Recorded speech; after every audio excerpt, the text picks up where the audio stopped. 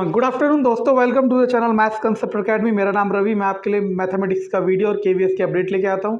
और अब हमने एक सीरीज़ स्टार्ट की जिसका नाम है केवीएस फ्यूचर केवी टीचर। तो मान लो आप अगर 100 बच्चे भी देख रहे हो, 1000 बच्चे भी देख रहे हो, उसमें 10% बच्चों का, वैसे मैं तो चाहूँगा पूरा का हो, लेकिन वो आप सबकी मेहनत पे डिपेंड करता है।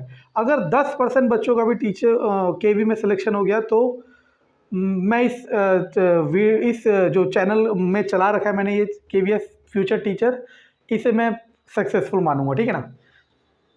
और जो सब्जेक्ट मैं पढ़ा रहा हूँ उसकी मैं गारंटी लेता हूँ कि इससे बाहर नहीं आएगा।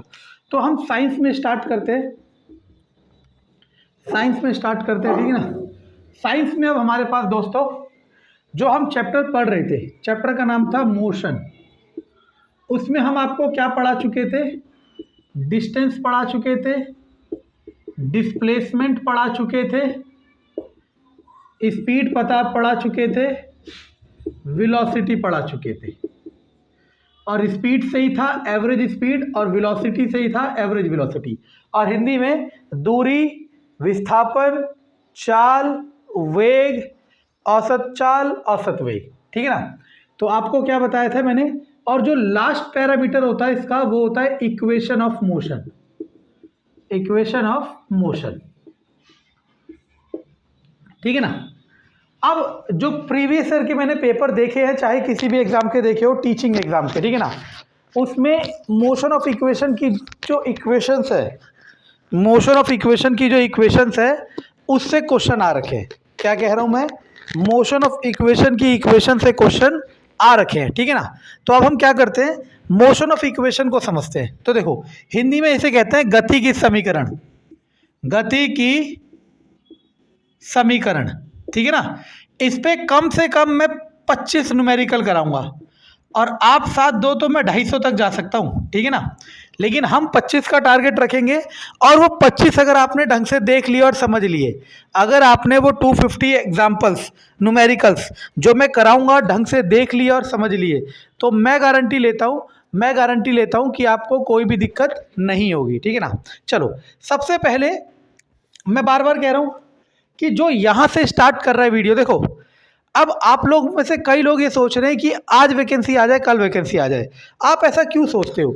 आप ये क्यों नहीं सोचते कि अगर आज वैकेंसी आ गई तो आप उतने प्रिपेयर थोड़ा हो जितना 2-3 महीने बाद होंगे। दूसरी बात, ये जो मौका अब आने वाला है, इसके बाद अगला मौका कब आएगा आपको नहीं पता, और हो सकता है आए ना आए, और हो सकता है आप ओवर एज हो जाए। तो इस मौके के लिए आपको मेहनत तो करनी है।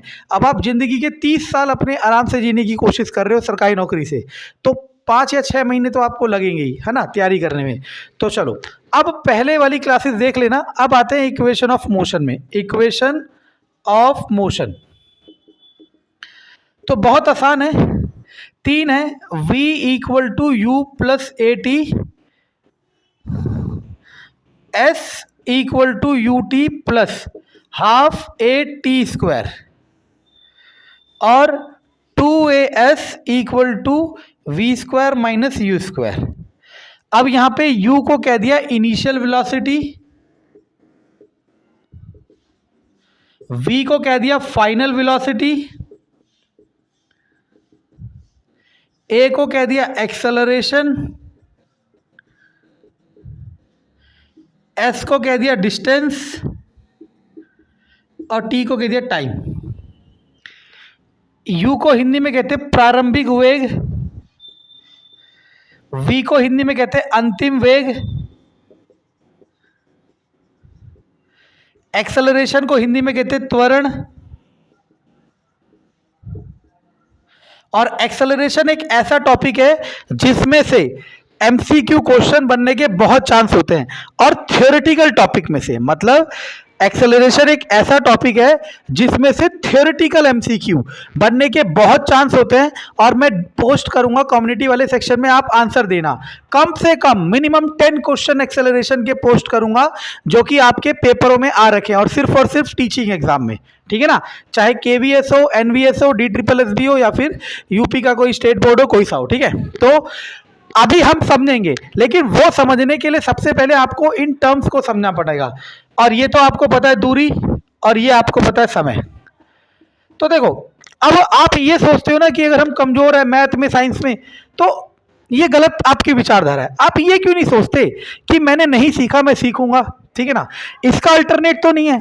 आप में से कोई सोचता है कि मैं मैथ और साइंस को स्किप कर दूंगा, तो आप ऐसा नहीं सिलेक्शन नहीं पा सकते, सिलेक्शन पा सकते हो, लेकिन अगर आप यहाँ एक नंबर स्किप कर रहे हो ना, तो आपको कहीं और वो एक नंबर उठाना पड़ेगा।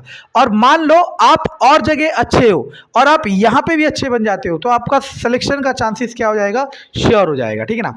चलो, तो ये 3 मोशन ऑफ इक्वेशन है, ठीक है। सबसे पहला टारगेट तो ये है, आपको याद करना है। आप में से कोई टीजीटी साइंस की तैयारी कर रहा हो या फिर पीजीटी साइंस की, पीजीटी फिजिक्स की तैयारी कर रहा हो, उसके लिए मोशन ऑफ इक्वेशन कहां से आई ये पता होना चाहिए। हालांकि इसमें कोई दो राय नहीं है कि आपके पेपर में कभी भी डेरिवेशन नहीं आएगा। ये पीआरटी के लिए नहीं कह रहा, ये हायर टीजीटी पीजीटी के लिए कह रहा हूं। लेकिन टीजीटी पीजीटी के लिए जिनका सब्जेक्ट साइंस है, उनके लिए इसका डेरिवेशन जरूरी है, क्योंकि उसमें से क्वेश्चन आते हैं। लेकिन फिलहाल पीआरटी के लिए इसकी इक्वेशन याद हो, वो बहुत बड़ी बात है। अब यहां पे देखो कहां अंतर होता है, सुनना। जब इसका न्यूमेरिकल आता है ना, सॉरी, जब इसका न्यूमेरिकल आता है, तो इसमें ना न्यूमेरिकल में कुछ डाटा हिडन होता है। अब मैं आपको वो हिडन डाटा बताता हूं और फिर आप उससे समझना कि उस हिडन डाटा के बिना आप नहीं कर पाते, ठीक है ना। तो चलो हम स्टार्ट करते हैं, ठीक है। तो सबसे पहले इक्वेशन लिख देता हूं, v equal to u plus a t, s equal to u t plus half a t square. इनके ऑर्डर से फर्क नहीं पड़ता। अब सबसे पहले मैं यहां एक्सप्लेन कर देता हूं, ये u इनिशियल वेलोसिटी क्या होता है और v फाइनल वेलोसिटी क्या होता है। पहले मैं इन्हें थोड़ा सा एक्सप्लेन कर देता हूं, ठीक है ना। मैं बिल्कुल जमीन से उठा के लेके चल रहा हूं और 2 या 3 महीने में आपका मैथ, साइंस, रीजनिंग तीनों खत्म कर दूंगा, ठीक है ना। खत्म मतलब पूरा कर दूंगा, ठीक है ना। खत्म एक गलत वर्ड है, ठीक है, चलो छोड़ो। तो अब हमने क्या देखा, मान लो आप कार चला रहे, बाइक चला रहे, स्कूटी चला रहे, जहाज चला रहे, जितनी आपकी हैसियत है, ठीक है ना, या जितना भी कोई चला सकता है। हैसियत गलत वर्ड है, सॉरी, ठीक है। देखो, मान लो आप कार चला रहे थे और मैंने पूछा अब कितनी स्पीड है, आपने कहा सर अब कितनी वेलोसिटी है, आपने कहा सर 30 की वेलोसिटी है और नॉर्थ की तरफ जा रहा हूं। अब ये समझ आया होगा, जब भी वेलोसिटी वर्ड यूज करते हैं तो नॉर्थ, साउथ, ईस्ट, वेस्ट बताना जरूरी है, ठीक है ना। Okay okay. अब फिर मैंने कुछ समय बाद, मतलब 10 सेकंड बाद आपसे पूछा अब कितनी वेलोसिटी है, आपने कहा सर 40 की वेलोसिटी है।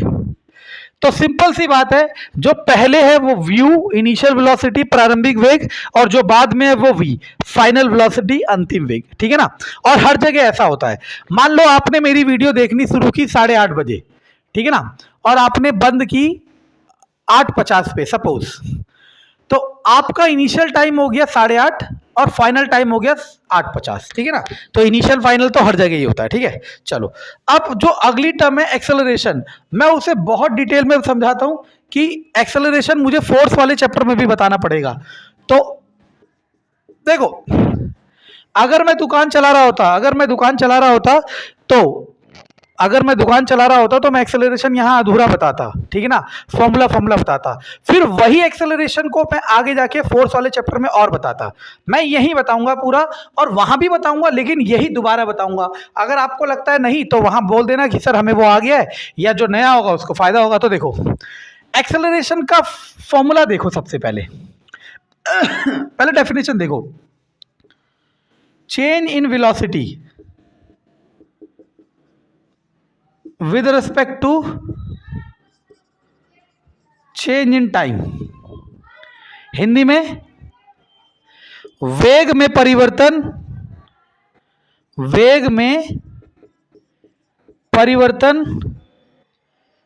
दिए हुए समय के अनुसार।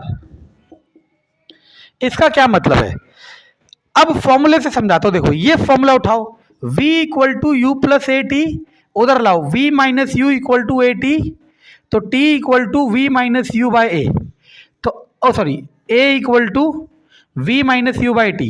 तो आपने क्या देखा, यहां दोनों वेलोसिटी सब्ट्रैक्ट हो रही है, और मान लो आपका वजन था 50 और अब हो गया 60, तो मैं पूछूं कितने का चेंज हो गया, तो आप माइनस ही तो करोगे, आप कहोगे सर 10 का चेंज हो गया, ठीक है ना।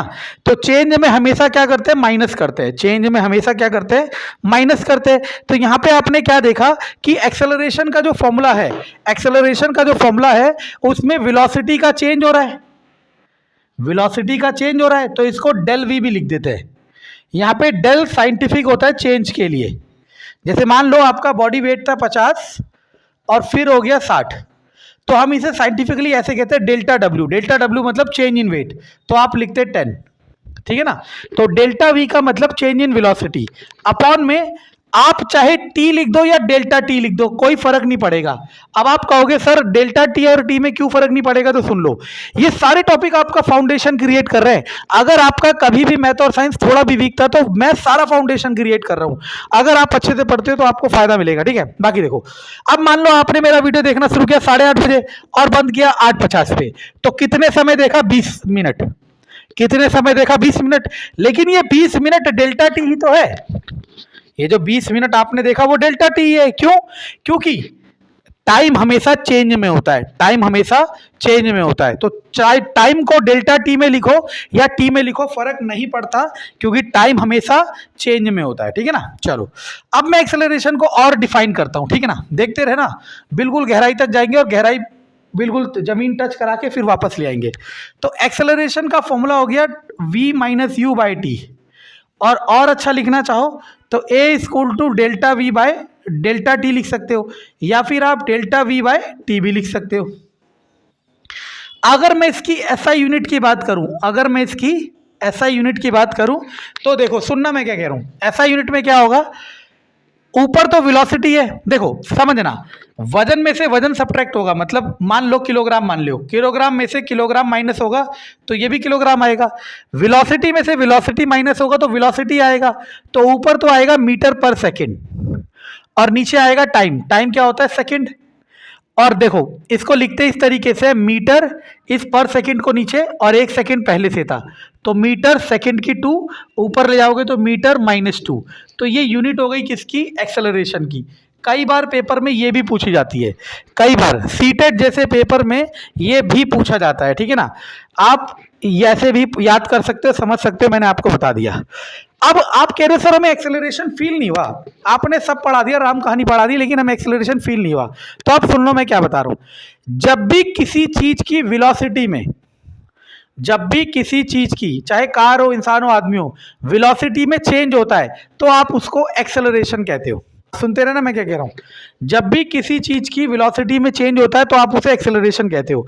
लेकिन क्या ये तय है कि वेलोसिटी हमेशा इंक्रीज करेगी? ऐसा नहीं है ना, हो सकता है वेलोसिटी डिक्रीज कर रही हो। फॉर एग्जांपल, आप गाड़ी चला रहे थे 30 की स्पीड से, आपको रोड खाली दिखी, आपने कर दी 50, तो कितने का इंक्रीमेंट हो गया, 20 का। लेकिन आप गाड़ी चला रहे थे 30 से, आपको आगे रेड लाइट दिखी, आपने ब्रेक लगाई और कितना हो गया, 10 मान लो, मतलब स्लो हो गई। तो अब क्या हो गया, 20 का डिक्रीज हुआ, 20 का डिक्रीज हुआ। तो आप सुनते रहना मैं क्या कह रहा हूं। अब मैं ये कह रहा हूं कि अगर वेलोसिटी इंक्रीज हो रही है, अगर वेलोसिटी इंक्रीज हो रही है तो एक्सेलरेशन पॉजिटिव आएगा। क्या आएगा, पॉजिटिव। क्यों, समझ लो, एक्सेलरेशन का formula v minus u by t, और v तो बड़ा है, 50 में से 30 जाएगा तो प्लस में ही आएगा जो भी आएगा। और अगर वेलोसिटी डिक्रीज हो रही है तो एक्सेलरेशन किस में आएगा, माइनस में आएगा। क्यों, क्योंकि एक्सेलरेशन का formula v minus u by t, और v कितना है 10, t कितना है 30, तो आ गया -20। तो बस यहीं से एक और MCQ बन जाता है, क्या कि जब भी एक्सेलरेशन पॉजिटिव होगा तो उसे हम एक्सेलरेशन ही कहते हैं, और जब भी एक्सेलरेशन नेगेटिव होगा तो हम उसे रिटार्डेशन कहते हैं। क्या कहते हैं, रिटार्डेशन, ठीक है ना। त्वरण जब भी प्लस में होगा तो उसे त्वरण ही कहेंगे, और त्वरण जब माइनस में होगा तो उसे अवरोध कहेंगे, उसे अवरोध कहेंगे। अवरोध का मतलब उसे रोकने वाला कहेंगे, ठीक है ना। तो अब आपको फीलिंग आनी चाहिए। मान लो फॉर एग्जांपल, इससे ज़्यादा फीलिंग तो मैं दिला नहीं सकता, ठीक है ना। मान लो मैं इस मार्कर को यहां से छोड़ता हूं, तो अब होगा क्या पता है, जब मैंने इस मार्कर को छोड़ा तो इसकी वेलोसिटी स्लो होगी, जैसे जैसे नीचे को बढ़ेगा वेलोसिटी इंक्रीज करती चली जाएगी। टॉम एंड जेरी तो देखा है ना, जब टॉम ऊपर से नीचे गिरता है पहले स्लो वेलोसिटी होती है, फिर रॉकेट की तरह जाता है, यानी कि उसकी वेलोसिटी चेंज हो रही है, तो आप कह सकते हो वो एक्सेलरेट कर रहा है। अगर मैं इस मार्कर को ऊपर को फेंकता हूं तो होगा क्या, जब मैं जमीन से फेंक रहा हूं तो वेलोसिटी ज्यादा होगी, एक समय आएगा धीरे धीरे धीरे धीरे कम हो जाएगी और फिर ये पलटेगा नहीं, ऐसे ही वापस आएगा, ठीक है ना। तो वेलोसिटी यहां पे भी चेंज हो रही है, तो बस सिंपल सा फंडा है, जब भी वेलोसिटी चेंज होगी तो एक्सेलरेशन होगा, तो एक्सेलरेशन होगा। चलो अब मैं आपको एक छोटा सा क्वेश्चन पुटअप करता हूं, ये आपका DSSB में आ रखा है, ठीक है ना। अब देखो आप बता पाते हो नहीं बता पाते हो, ठीक है। क्वेश्चन ये है, when any object is moving with constant velocity,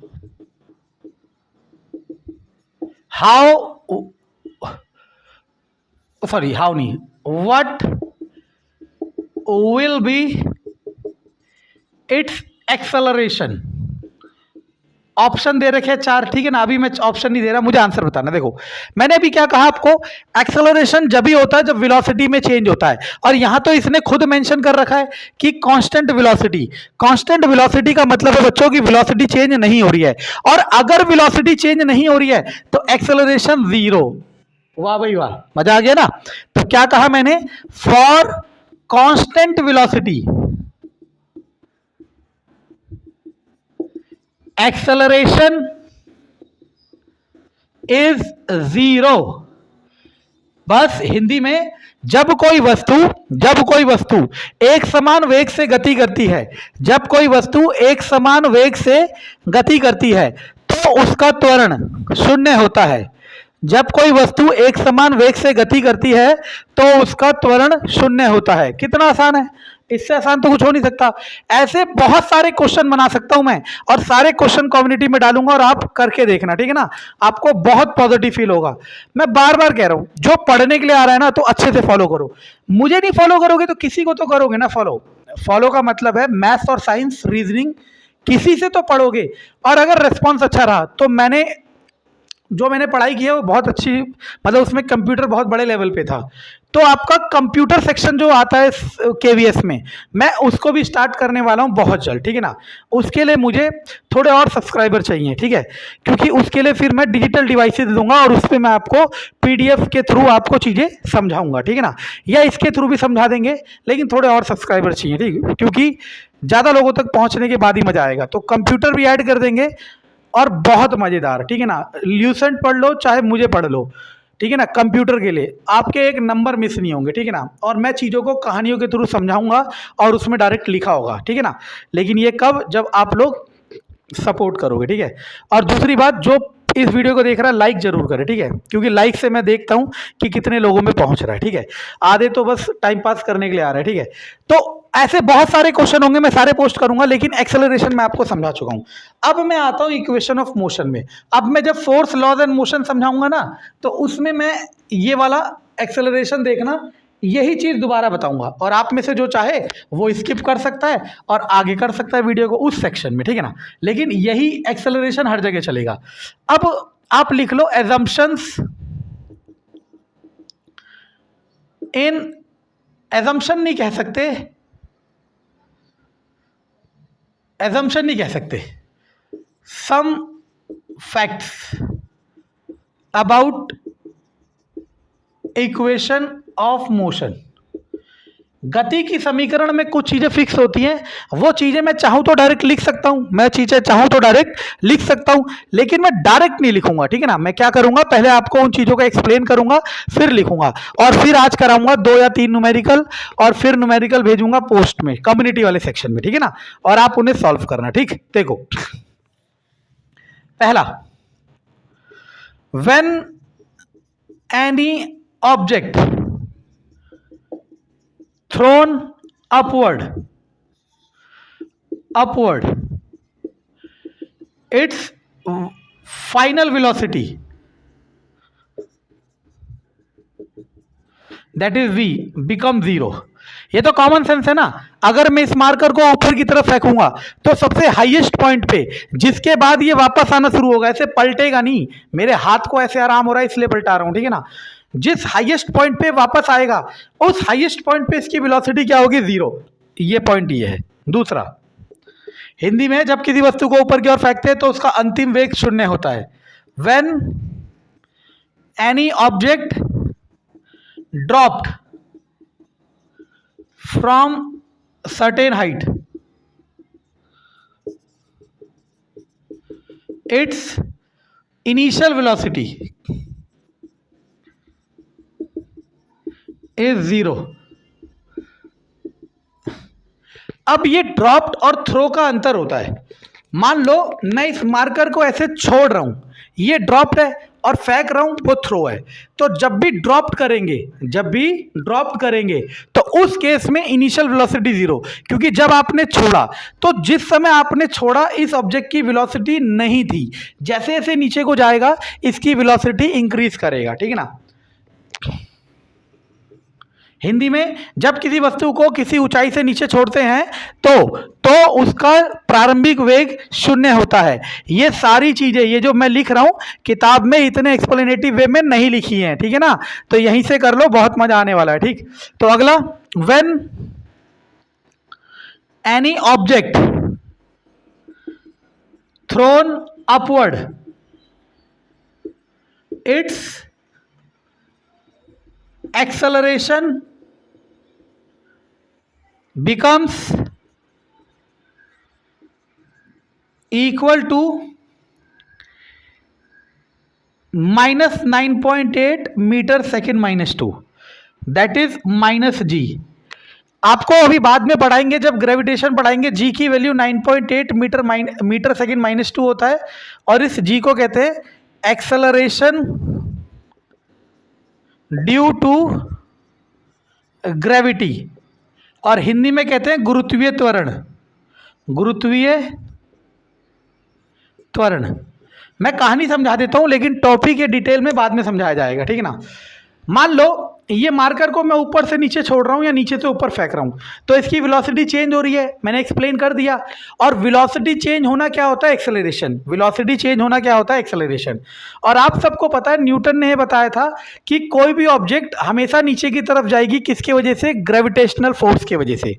किसके वजह से, ग्रेविटेशनल फोर्स की वजह से, गुरुत्वाकर्षण के बल की वजह से। और अर्थ जो ग्रेविटेशनल फोर्स लगाता है, उसको नाम दे दिया था ग्रेविटी ड्यू टू अर्थ। क्या नाम दे दिया था बच्चों, ग्रेविटी ड्यू टू अर्थ। तो यहां से क्या समझ आया कि जब कोई ऑब्जेक्ट ऊपर या नीचे की तरफ जाएगा, मानो नीचे की तरफ जा रहा है, तो इसकी वेलोसिटी बढ़ रही है। क्यों, क्योंकि अर्थ इसे अपनी तरफ खींच रही है। और अगर अपनी तरफ खींच रही है तो त्वरण हो रहा है, लेकिन वो त्वरण हो किसके वजह से रहा है, ग्रेविटी की वजह से। तभी उसको एक्सेलरेशन ड्यू टू ग्रेविटी कहते हैं। और अगर कोई चीज ऊपर की तरफ जा रही है तो उसकी वेलोसिटी धीरे धीरे कम हो रही है। क्यों, क्योंकि ग्रेविटी उसे नीचे की तरफ खींच रही है। तब भी जो त्वरण होगा उसको क्या कहेंगे, गुरुत्वीय त्वरण। ये कौन सा केस है, ऊपर जाने वाला। इसी तरीके से अगर when any object moving downward,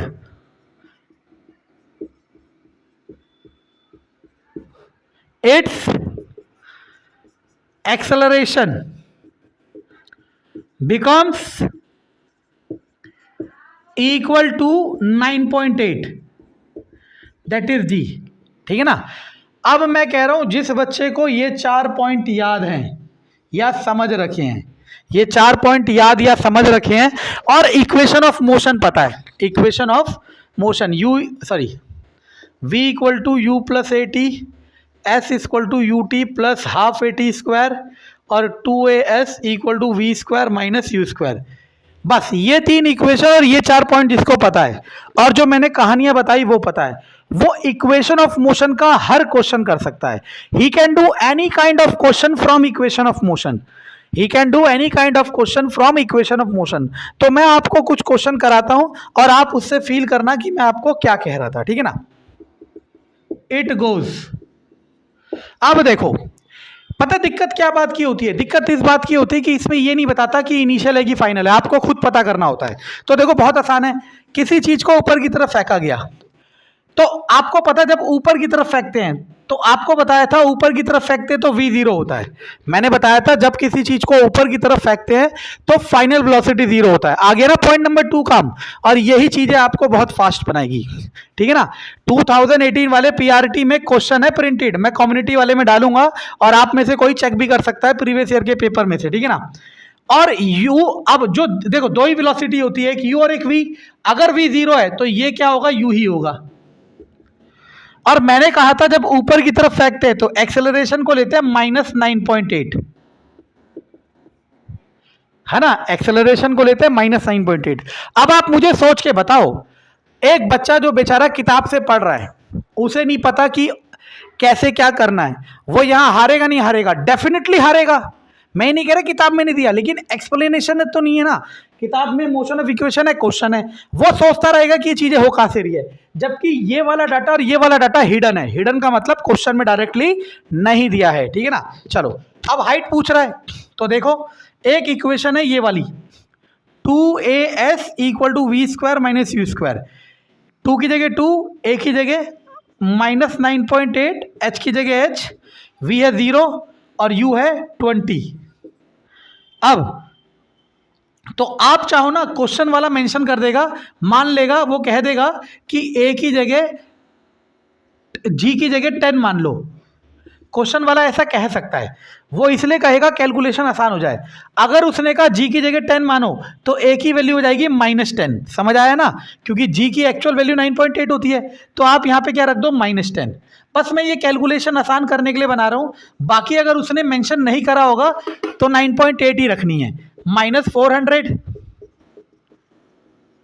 यानी कि अगर किसी ऑब्जेक्ट को आप इतनी स्पीड से ऊपर की तरफ फेंकोगे तो वो 20 मीटर की हाइट पे जाएगा। ऐसे कोई से भी क्वेश्चन आप कर सकते हो, ठीक है ना। चलो एक और क्वेश्चन मैं इसी तरीके से कराता हूं और आप फील करना कि मैं क्या कह रहा हूं, ठीक है। एक ऑब्जेक्ट को 400 मीटर की ऊंचाई से नीचे की तरफ छोड़ा जाता है, नीचे की तरफ छोड़ा जाता है।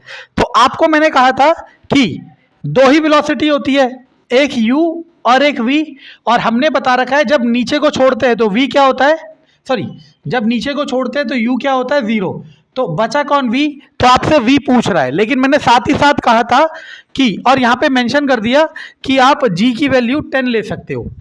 मैं बार बार कह रहा हूं g की वैल्यू 9.8 होती है, लेकिन 10 क्यों ली जाती है, ताकि कैलकुलेशन आसान हो जाए, ताकि कैलकुलेशन आसान हो जाए, और कुछ नहीं, ठीक है ना। उसने मेंशन कर दिया g की वैल्यू 10 ले लो।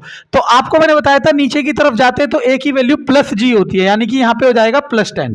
तो अब आपको v पूछ रहा है, तो आपको पता है दिमाग क्या लगाना है आपको। जैसे मैं दोबारा बोल देता हूँ, v = u + at, s = ut + ½ at² और 2as = v² - u²।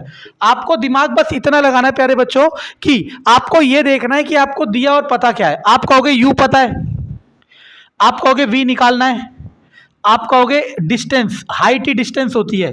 अब आप कहोगे हाइट और डिस्टेंस कैसे होता है, देखो ये ऊंचाई है, इसे लेटा दोगे तो दूरी बन जाएगा, और a दे रखा है 10। अब आप देखो ऐसी कौन सी इक्वेशन है जिसमें सिर्फ यही पैरामीटर आ रहे हैं। तो आपने क्या देखा, कौन सी वाली इक्वेशन है, इक्वेशन नंबर 3। इक्वेशन नंबर 2 क्यों नहीं ले रहा मैं बच्चों, क्योंकि इसमें टाइम आ रहा है, इसमें टाइम आ रहा है। तो अगर मैं चाहूं तो ये वाली ले सकता हूं, पहले मैं यहां से टाइम निकालूंगा और उस टाइम को यहां पे रखूंगा। इतना बवाल नहीं पालना हमने, ठीक है ना। तो 2 की जगह 2, a की जगह 10, s की जगह 400 = v² और u की जगह 0। हटाओ 0 को, तो उधर भेजोगे तो कितना हो जाएगा, √200 400, तो 400 का 20 बाहर आ गया। इसको लिख सकता हूँ 2 × 5 और इसका 2 बाहर आ गया, √5, तो 40 √5। ये आपका क्या आ गया, वेलोसिटी। यानी कि ये वो वेलोसिटी है जिससे ये ऑब्जेक्ट नीचे की तरफ जब गिरेगा तो उतनी वेलोसिटी से स्ट्राइक करेगा, ठीक है ना। तो ये दिखा नहीं, कोई बात नहीं, ठीक है। यहां दोबारा कर देते, देखो इसको सॉल्व करोगे तो आ जाएगा 2 10 400, 400 का 20, इसको लिखोगे 2 और 5, इसका 2 बाहर आ गया, अंदर बचा 5, तो हो जाएगा 40 √5। यानी कि 40 √5 वो वेलोसिटी है जिससे ये ऑब्जेक्ट स्ट्राइक करेगा, ठीक है ना। चलो अब मेरी तरफ से इक्वेशन ऑफ मोशन और मोशन के टॉपिक मैंने कवर कर दिए, ठीक है ना। ये किस लेवल के लिए बता रहा हूँ, ये पीआरटी लेवल के लिए, ये पीआरटी लेवल के लिए बता रहा हूँ कि मैंने टॉपिक कवर कर दिए। टीजीटी साइंस या पीजीटी फिजिक्स के लिए इसका स्केल मुझे बढ़ाना पड़ेगा, ठीक है ना। पीजीटी फिजिक्स के लिए 11th लेवल की बताना पड़ेगा और टीजीटी साइंस के लिए मुझे 9-10th लेवल का डिटेल में बताना पड़ेगा, डिटेल में, ठीक है ना। उसके बच्चों की डिमांड आई नहीं है, जिस दिन आएगी मैं करा दूंगा, मुझे तो अल्टीमेट लेवल तक आता है, ठीक है ना। चलो छोड़ो ये सब चीज़ें। अब मैं आपको एक बहुत प्यारी चीज़ समझाता हूँ जो कि सीटेट में बहुत काम आएगी। देखो याद रखना, चाहे स्पीड हो या फिर वेलोसिटी हो, वैसे तो दोनों का फॉर्मूला अलग है। इसका फॉर्मूला है डिस्टेंस अपॉन टाइम, इसका फॉर्मूला है डिस्प्लेसमेंट अपॉन टाइम, ठीक है। अब सुनते रहे ना, ये स्केलर है, ये वेक्टर है। देखो चीजों को बार बार करोगे तो याद हो जाएगा। अब लेकिन चाहे डिस्टेंस हो, चाहे डिस्प्लेसमेंट हो, चाहे टाइम हो, टाइम हो, इन दोनों की जब एसआई यूनिट की बात करते हो तो एक तो किलोमीटर पर आवर होती है, एक मीटर पर सेकंड होती है। हो तो बहुत सारी सकती है, मैं चाहूं तो किलोमीटर पर सेकंड बना सकता हूं, मैं चाहूं तो मीटर पर आवर बना सकता हूं, लेकिन मेरे और आपके बनाने से नहीं होता। स्टैंडर्ड दो है, कौन कौन सी, किलोमीटर पर आवर और मीटर पर सेकंड। अब सुनते रहना, किलोमीटर पर आवर को जब भी मीटर पर सेकंड में चेंज करना हो तो 5/18 से गुणा करते हैं, और जब भी मीटर पर सेकंड को किलोमीटर पर आवर में चेंज करना हो तो 18/5 से गुणा करते हैं, ठीक है ना। ये सीटेट के लिए बहुत अच्छा क्वेश्चन है, और सीटेट में कई बार ऐसा क्वेश्चन आ रखा है कि स्पीड की यूनिट को कन्वर्ट करना है, ठीक है ना। अब बात आते हैं पीआरटी लेवल के लिए, ठीक है ना, जहां पे साइंस आपको 9-10th लेवल की करनी है। इसी चीज को मैं एक्सप्लेन करता हूं, और एक्सप्लेन क्यों कर रहा हूं, क्योंकि एक्सप्लेनेशन से भी क्वेश्चन बनते हैं, ठीक है ना। तो मान लो किलोमीटर पर आवर है, पर आवर का मतलब अपॉन में आवर, इसे चेंज करना है मीटर पर सेकंड में। तो किलोमीटर को मीटर में करने क्या करते हैं, 1000 से, क्योंकि 1 किलोमीटर में कितने होते हैं, 1000 मीटर होते हैं। आवर को किस में करोगे, मिनट में, 1 घंटे में 60 मिनट, और मिनट को किस में करोगे, सेकंड में। तो 60 मिनट में, नहीं समझे, 1 घंटे में 60 मिनट और 1 मिनट में 60 सेकंड, तो भाग में 60 गुणा 60, 2 पंजे 2 तियां, तो 6 तिया 18, 5/18। इसी तरीके से 5/18 नंबर आया है, और उल्टा जाओगे तो 18/5, ठीक है ना। उसे करने की जरूरत नहीं है क्योंकि उसका जस्ट अपोजिट है, ठीक है। तो आई होप आपको ये पसंद आ रहा होगा। मैंने इक्वेशन ऑफ मोशन तीनों बताई हैं, उनके 4 जो हिडन पॉइंट है वो बताए हैं, और अब मैं न्यूमेरिकल भेजूंगा पोस्ट में। अगर आप थोड़े भी सीरियस एस्पायरेंट हो तो आपको मेरा चैनल सब्सक्राइब करना चाहिए और शेयर करना चाहिए, क्योंकि अगर चैनल में रिस्पॉन्स नहीं मिला 1 महीना 1.5 महीना तो फिर मैं इसे कैसे कंटिन्यू करूंगा, ठीक है ना। चलो, ना तो पैसे ले रहे हैं, ठीक है, और ना ही नाम बन पा रहा है, तो ऐसे तो नहीं चल पाएगा, ठीक है। लेकिन फिर भी जब तक है तब तक मैं आपका साथ दूंगा। Thank you.